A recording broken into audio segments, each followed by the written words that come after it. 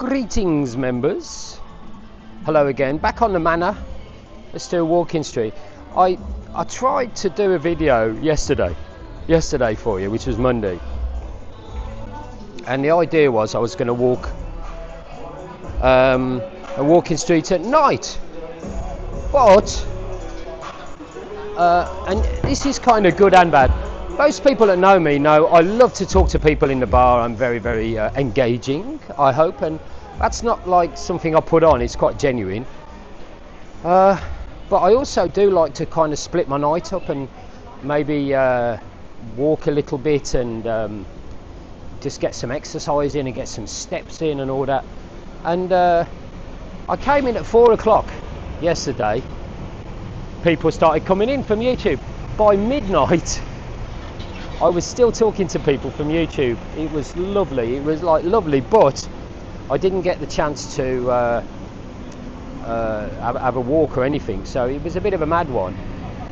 And I was kind of, although like I say, I love meeting people, it was nice to go home. So this crane is putting signage up, and I can't see what it's putting up. Maybe it's moved from the new Opium bar, which is getting a lot of traction, and I'm going to take you there now and just see that very briefly. Opium is owned by the people that have got Pin-Up and Excess, two very busy bars, and the story is they're so busy that they need another bar, so they've bought the old Sugar Baby, which is what I used to, where I used to manage, and here it is here, and I've certainly put this up pretty quickly. I'm not sure about the design. I'm not sure what the windows are trying to do. Let's have a look, see what you think, folks. There you go. There it is. I don't know, I'm just not sure about the windows. I don't know what they're going to put it, unless they're going to put TV screens in there. If they're going to put TV screens in there, like round ones, oh, I think they are. I think there's LEDs in there already. Yeah, there is. Yeah, they look quite nice, I suppose. I'll take it back. Yeah, they've got some round LEDs. Curves, of course. Anything that's curved looks very sexy. It's very feminine, and I like. Straight lines and right angles are a bit boring. Anyway, I was going to go up the other way, but we'll come down on the beach, shall we? Nice to see you all. Hope you can hear me okay. Not a bad weekend in the bar. Everything's kind of ticking along nicely. Generally, I would say we're doing kind of okay for the time of year. So no complaints from the Eggman. Everything's good. This week, there's a few people in town. It's my birthday on Friday. I might as well tell you it's my birthday on Friday, but I don't really have much of a sort of a birthday party or celebration. In fact, I might be just miserable and not bother to go to the bar at all. I might do. I'm not sure. I'm not sure what I'm going to do. But no. Friday is that day. The brick has gone. That's where it was. If you remember, the brick was right there, and it's gone and has been replaced by this paving. So the paving has come all the way up to Walking Street now. Just come back and you can see.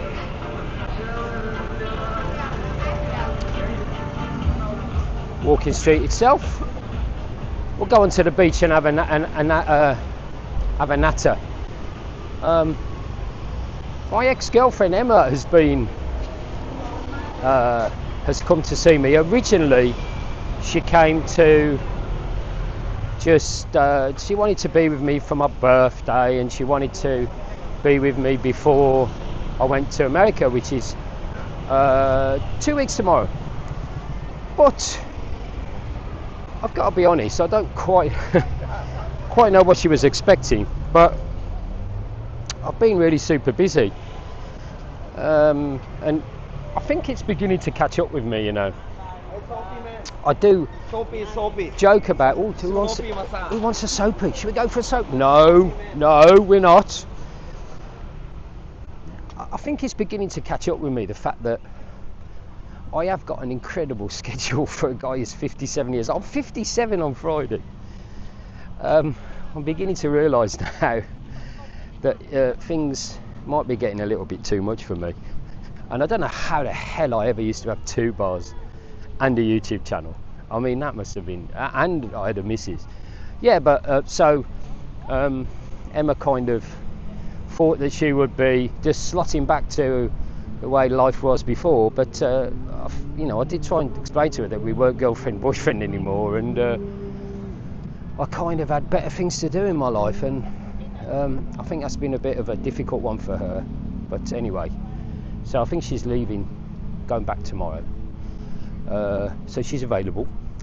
This is my favourite time of day here on the in Pattaya. Just so let's do a time check. It's just gone 6 o'clock, and although you can't see a lovely sunset, it's just so lovely. There's a little breeze, and things are getting ready for the evening, and there's always an air of anticipation this time of the evening. What's the night going to bring? Is it going to be a fun night? Is it going to be a quiet one? And obviously the temperature's coming down, so it's a little bit more bearable, and Thai people come out. You can walk around this beach 3 hours ago and there would have not been a single Thai person around, because the Thais are sensible and they stay indoors unless they're working until this time in the evening, and then they start having a bit of a party on the beach. We're just looking at the beach. Don't know if we can see, but there's definitely a lot of, yeah, it's not looking good at all. There's a lot of cigarettes, there's a lot of beer bottle tops, which is a shame, isn't it? But that's what you get when you have all these music events and various events on the beach, and you don't prosecute anybody for dropping cigarettes. There's just cigarette stubs everywhere along here, and it might be that they're being washed up, I don't know, but a little bit disappointing. But the big picture is that it looks very nice. I've been thinking a lot just lately about you know, people always ask me what's the next move for you. Are you gonna get a new bar? I love this. A dog's digging over there. Those 2 dogs. It's a dog's life, isn't it, eh? People have been asking me what am I going to be doing, and you know, anything. And my first reaction is I'm honestly very, very happy with my life at the moment. If I could just stay in limbo, health-wise anyway, and like financially for the rest of my life like this, I would be internally just in bliss, because I've worked hard to get where I am. I'm not rich by any means, but we've got the bar operating now at just a nice comfortable sort of level for one operator like me. I haven't got a rich and fancy lifestyle. I'm not a big time Charlie. I don't go out spending money, chasing women, getting pissed, you know, what everyone else does. And I slightly going off on a tangent, I was speaking to a guy who was thinking of setting up a bar and thinking of coming and living here, and he said, so what advice have you got? And I says, well, can't really give you much advice, but I sort of say probably don't chase too many women, and don't party all night. And he says, well, why am I coming to Pattaya then? And I says, well, you either want to come to Pattaya and be a businessman and set up a little business and work hard and put some, you know, elbow grease into it, or you want to come and party and chase women. It's really up to you. And the analogy I drew was, let's just say you were working in a factory, or you were in an office, or had any kind of job. You was a construction worker or anything. And can I just point out, I'm not running any of those things down. I'm just saying them as an example of, you know, a regular kind of job. Just imagine you were doing that, but every night you were out chasing women in nightclubs every night and drinking a lot. Do you think your lifestyle would affect the outcome of maybe your job or having a small business if you were doing all of that? And he's obviously got no answer to that, because the answer is clearly yes. So why people think it's acceptable to do it in Pattaya is beyond me. Well, it's obvious, isn't it? People never really get out of holiday mode. People come over here because they like the lifestyle and the relaxed nature, and the fact that it's not the same as the UK is at the moment. But I do get it. I do understand that people want to come over here and enjoy themselves more than they can maybe in the West. But still, you either want to be a businessman or you don't. It's up to you what you want to do. I'm going to just... Oh, can I turn that down a bit? I can't, no. Don't think I can. Anyway, so that's that. So yeah, I'm very, very happy with my life as it is. But I am always thinking now about, well, if I went back to the UK, what would I do? And it's not going to be for another 10 years, I don't think, because I've got young children and I want to see them grow up and become of age. But at the same time, there are a couple of things that really do play on my mind here in Thailand. And as you get older, I think about them a lot more. One of them is, and nobody ever talks about this on any other channels, I can't vote. And maybe voting and taking part in democratic life is just becomes, normal, and you don't really think about it. Maybe you're not interested in, look at that kid on the back of there, man, that is so dangerous. Jesus Christ, man. Thai people, maybe you don't consider that taking part in the democratic process as being important in life. And like I said, maybe you don't even vote, and maybe the whole notion of democracy is kind of disappointing you at the moment. I get that, and I also understand that there's a lot of elections this year. There's one in the UK, there's clearly one in America, there's one in India, and there's a lot of people that will be voting this year. I haven't voted for 15 years. I can't vote in the UK, which I understand, because I haven't got I don't pay tax in the UK anymore because I don't have any reason to. I've got some ISAs, which is like a tax-free savings there, but I don't make any kind of contributions to the UK. I don't have any income from the UK, so therefore I don't pay tax, so don't really see why I should vote. Interestingly, I pay tax in America because of my YouTube income. So maybe I guess I could try and vote in the American election, I don't know. But I can't vote, and obviously I clearly can't vote over here. And I never will be able to vote over here. And no, for those people that have asked me, I never want to become a Thai citizen. Why on earth would I renounce my British citizenship? And you can't, I don't think you can have a dual nationality. I think you have to either be your own country or Thai. You can't be two. I could probably pass the language exam for Thai citizenship, maybe, but I don't want to become a Thai. I'm very, very proud to be British, but I can't vote, and it does. I mean, I'm thinking about it more and more.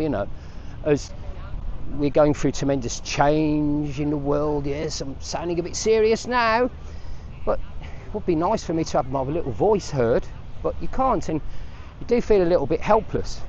And the second thing is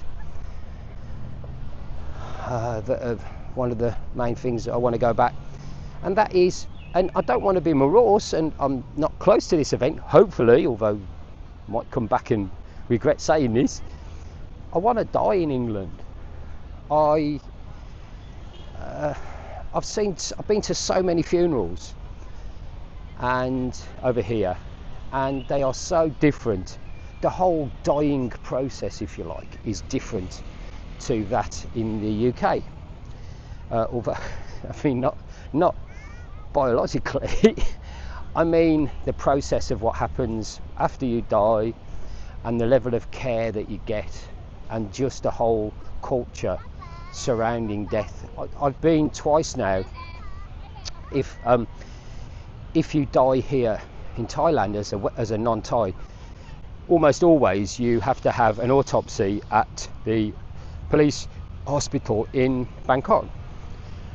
Twice I've been there to recover bodies of deceased loved ones, or do it on behalf of other people, because when you're a bar owner, you actually become sort of somebody in the community, and you have to do these things sometimes, for families that can't be there or whatever. So I've gone to collect bodies from there. I mean, I go to basically take care of the body and to say, yes, this is so and so, and I will escort this body to the crematorium back in Pattaya or whatever. But you know what I mean. I'm not sticking a dead body in a car or something. This is a very, very weird conversation. And it's just twice I've been to this police hospital to collect bodies, and it's like there's a loading bay, and the loading bay has people, corpses on gurneys, stretchers. There's some kind of refrigeration area which is usually overflowing, so they have to just put bodies on this loading bay. The stench is horrendous, and there's just so little care that's given to loved ones, and I think that's not just a Falang Thai thing. I think it's just Thai people in general. Once you're gone, you sort of, they're very much, the spirit lives on and all this sort of thing.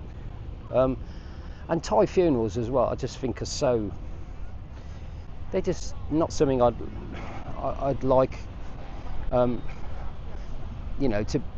as my own memorial. I mean, it will probably happen, so I don't really have much say in it, really, do I? But I would like to die and be cremated and interned in the UK. So I'm probably going to have to be there.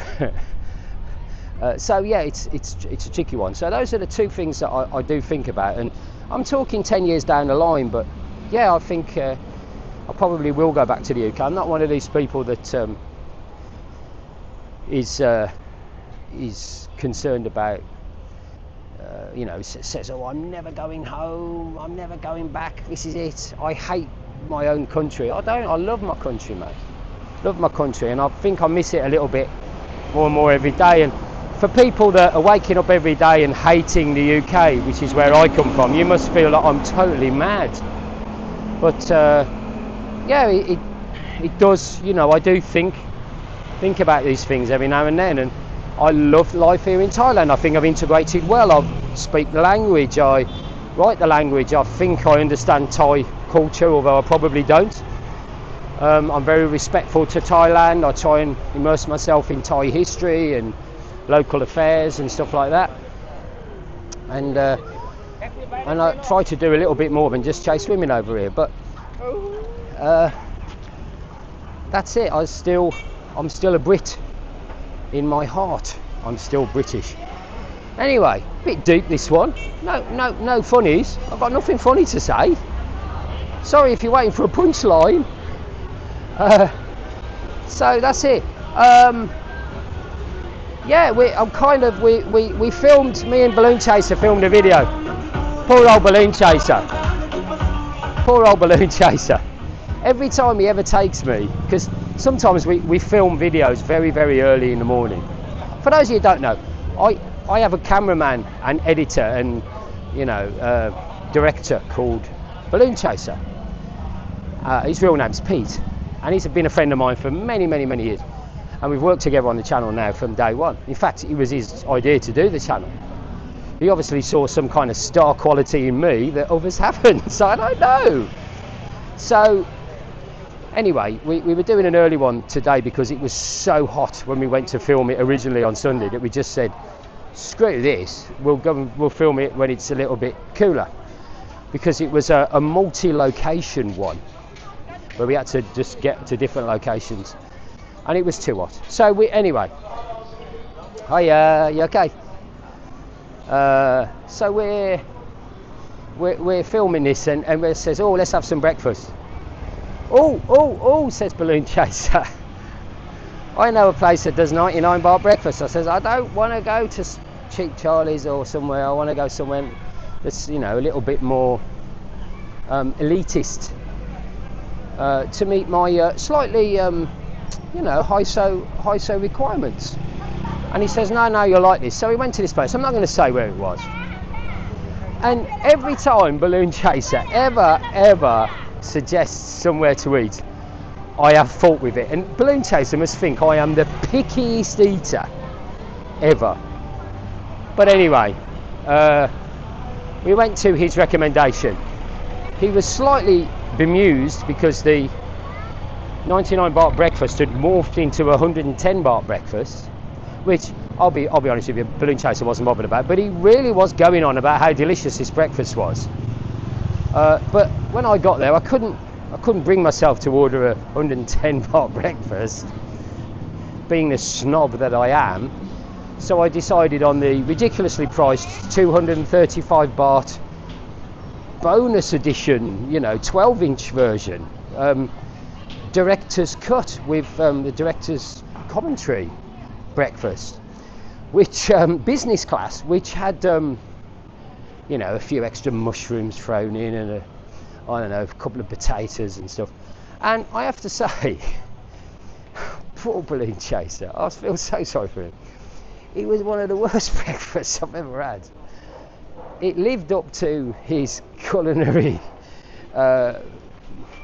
traditions, I'll say. I'm just going to pop very quickly into it, which is the new nightclub that's coming out soon.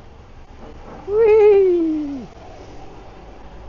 That's going to be Sapphire's new bar. That bloke who just, he wasn't very impressed, was he? Wake up. It was scrambled eggs that were all right, but there was, you know, it wasn't even bacon. You know when they sort of present these sort of strips of processed pork that are supposed to be streaky bacon? Well, it was two of them. Two. Something that used to be a sausage, but when it got to my plate had transformed itself into something that didn't resemble a sausage whatsoever and wasn't very nice. Some very cheap beans. Yes, I'm British, I have to talk about the beans. And some, this is the creme de la creme, 7-Eleven bread that had been toasted. And I don't eat a lot of bread at the moment, and I actually left the bread anyway. But I would have left it anyway, even if it had been like really nice. But I like a nice bread. I don't know about you, but you know, nice little French stick or a soda bread or something like that. And it was just this 7-Eleven bread. And I could see, I mean, I did eat it. Well, I'd ate it other than the carbs, but Balloon Chaser, you could just tell. He tried desperately to impress me, and it had failed. Poor old Balloon Chaser. He's a great guy and a great mate and a very talented editor, obviously, but don't ever believe him with some food recommendations. He's the worst. Right, on that culinary note, I'll bid you adieu. Sorry it's been a bit of a serious one, but I've had a few things on my mind, you know, and just needed to get them off my chest. Thanks to everyone that comes into the bar. I will always spend time with you. I've been hearing stories about, oh, somebody's fallen off their bike over there. I hope they're okay. Yeah, they're okay. Good. Does happen. I think that car might have shunted it. I think it did. All right, that'll be an interesting one. We'll leave them to get on with it.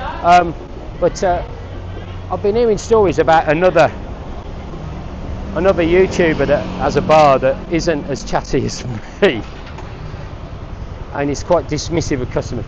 I can have my moments at times, but I will always sit and chat, and I'm interested in knowing all about you and what's going on. So thank you everybody that does come in the bar. Love to meet you, seriously, genuinely love to meet everybody, and I shall see you all soon. Thai Girls Play Pool member special, please tune into that. You don't have to send any money, just tune in and say hello, and it's always nice to know that you're watching.